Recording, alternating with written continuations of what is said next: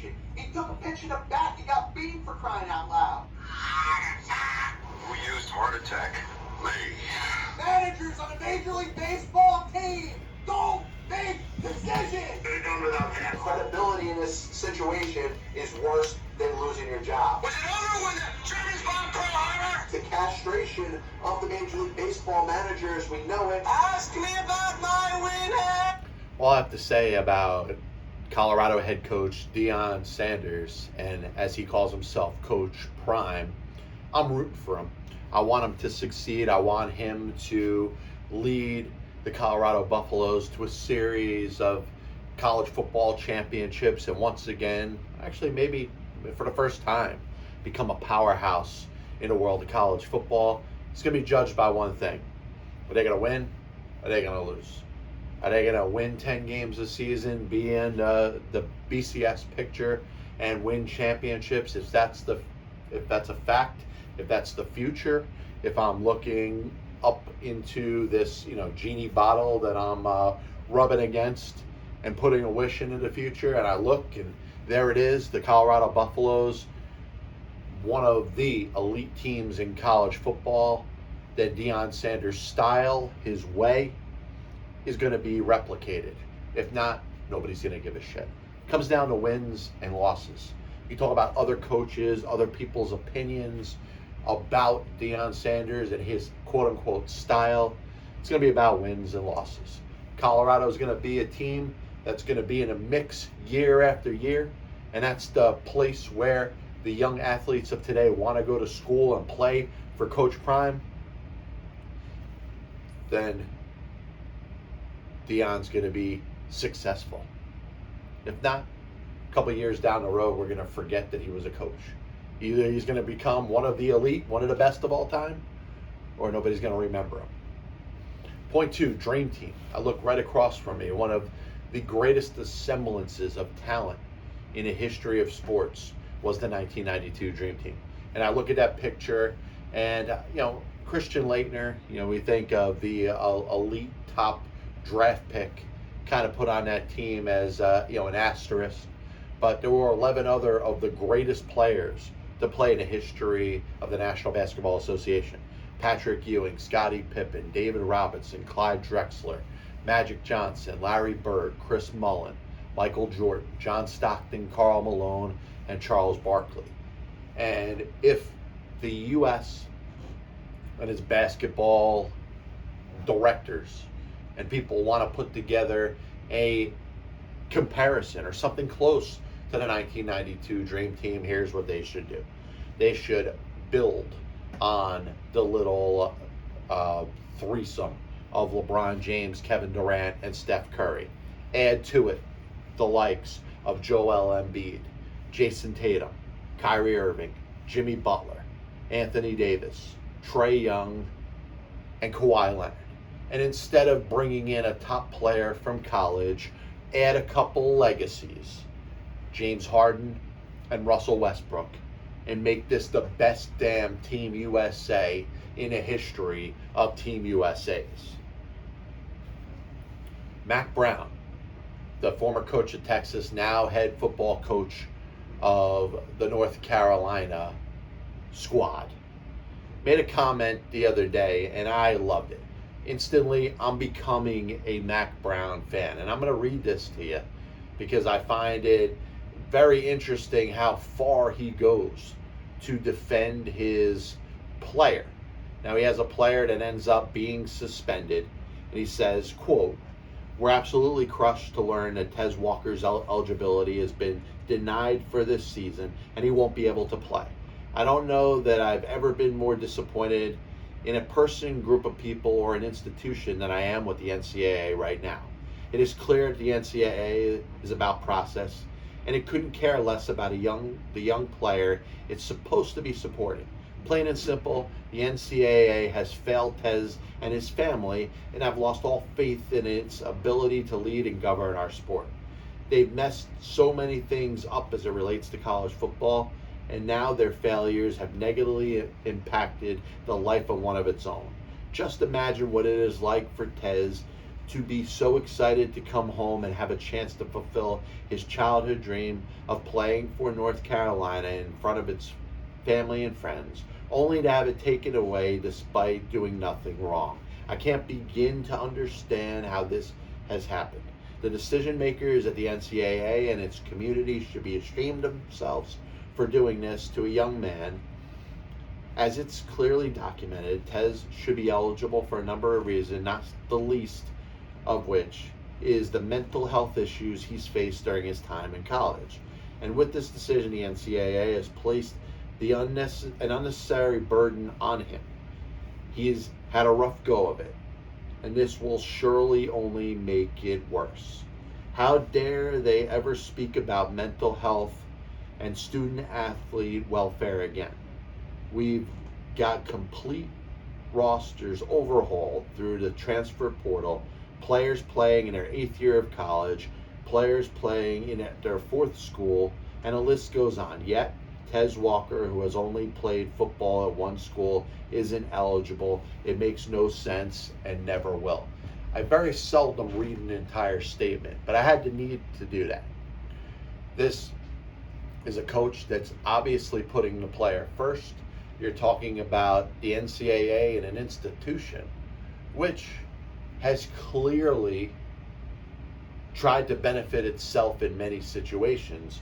For those that aren't familiar with Tez Walker, this is a situation where he has done very little. We're not talking about somebody being ineligible because they're trying to play for this school when they belong to this other school. Mack Brown has become my hero. Mack Brown has become instantly my favorite college football head coach. I'm rooting for the Tar Heels. I want to see them win the ACC. I want to see them win a bowl game. I want them to be in a position to perhaps be in a BCS. Probably unlikely, but go Tar Heels. Next thing I wanted to bring up, obviously a terrifying and sad injury and ending to Aaron Rodgers' season occurred with 4 plays into his career with the New York Football Jets.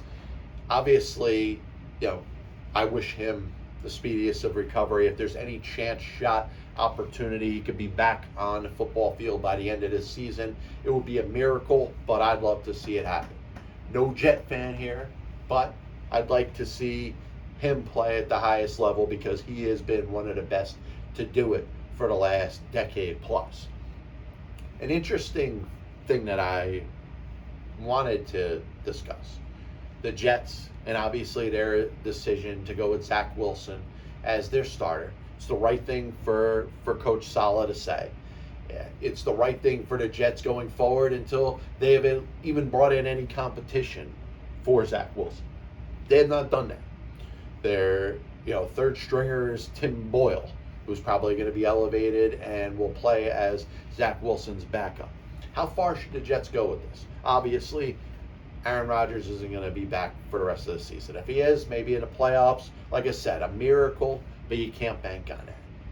Could the Jets possibly seek a trade? The Tennessee Titans were interested in moving Ryan Tannehill around the trading deadline. They've got Will Levis. They still have in their mix Malik Willis. Odds are Rand Carthon, the new general manager of the Tennessee Titans, is looking to build for the future. Do they necessarily need Ryan Tannehill? Would the Jets be willing to take on Tannehill's salary? Because I think that could be something that could potentially work. Are you going to trade? No, certainly not a first-round draft pick. If the Titans are looking to play their younger quarterbacks, this is something that could work for the Jets. And like I said, the return may not be as outstanding. If you want to go a little further, Dak Prescott, Dallas Cowboys, Trey Lance being traded for.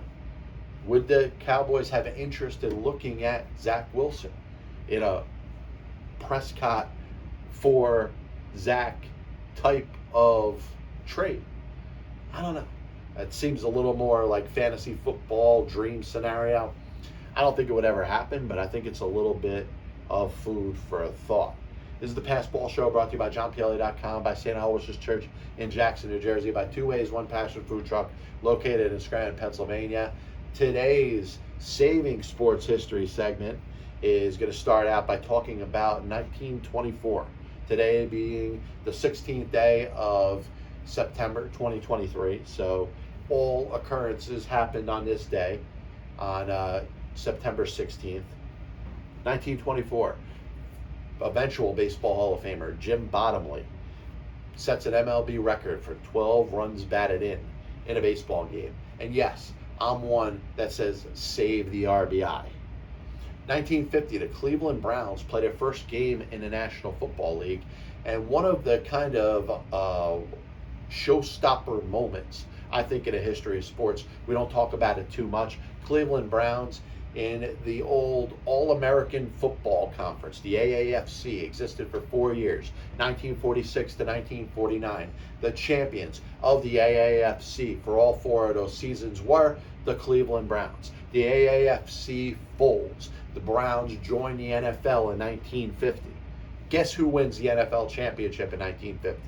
You guessed it, the Cleveland Browns. 1960, future Major League Baseball Hall of Famer Warren Spahn throws a no-hitter for the Milwaukee Braves. 1973, Orenthal James Simpson, in my opinion, still one of the top 5 running backs in the history of the National Football League, rushes for a then record 250 yards in a victory over the New England Patriots. 1975, Rennie Stennett, second baseman for the Pittsburgh Pirates, part of the all-black 1 through 9, first time in Major League Baseball history. It happened in 1971, but on this day in 1975, he was 7 for 7 in a 9-inning game. In fact, the second player in the history of Major League Baseball to get 7 hits in a 9-inning game. The first was Wilbert Robinson in 1893. 1993, Minnesota Twins outfielder Dave Winfield gets his 3,000th hit. 3 years later to the day, Minnesota Twins designated hitter Paul Moliter got his 3,000th hit. Both of those future Hall of Famers got their 3,000th hit on the 16th day of September, 3 years apart, wearing the uniform of the Minnesota Twins.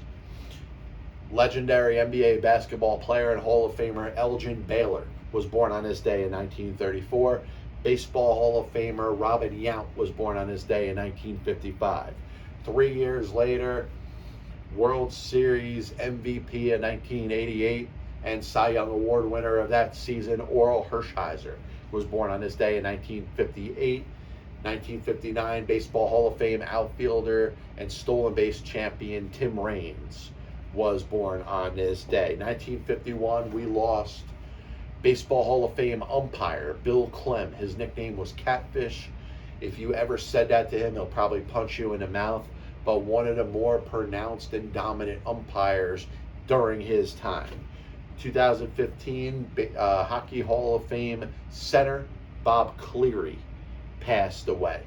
This is, once again, the Pass Ball Show, brought to you by JohnPLA.com, by St. Aloysius Church in Jackson, New Jersey, by Two Ways, One Passion Food Truck, located in Scranton, Pennsylvania. If you're interested in hearing me flap my yap mouth, you can check out Spotify, Apple Music, Amazon Music videos on YouTube. We'll be back with you soon.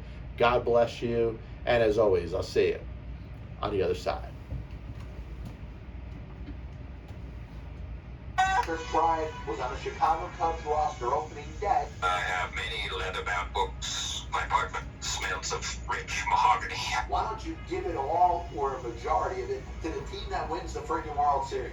I was gonna listen to that, but then I just carried on living my life. I may come out as the biggest Major League Baseball manager apologist. That'll only make someone work just hard enough not to get fired. Because hitters are going out there saying, I'm either going to hit a home run or I'm going to strike out. And if I don't get a pitch that I feel like I can drive out of the park, Not even supposed to be here today. especially you prospect whores and hoarders, are going to be a little pissed off at me when I say this.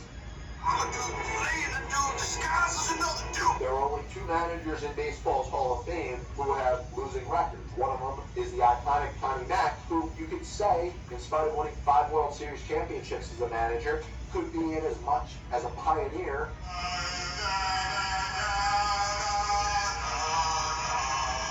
And what side of the spectrum they're on. Were they pitching? Were they batting? If your favorite team was pitching and a ball got inside to hit a batter, there's no way that could have been on purpose. But if you were a fan of the team that was batting and a ball got inside and hit somebody or went behind somebody's head, absolutely 100%, unequivocally, that pitcher was throwing out. They put their tail between their legs, decided they're going to do exactly what they're told. You damn well right better give him a contract extension. You damn well right better make him the manager over the next series of years. 35 years ago, I could have loaned your parents the money for an abortion.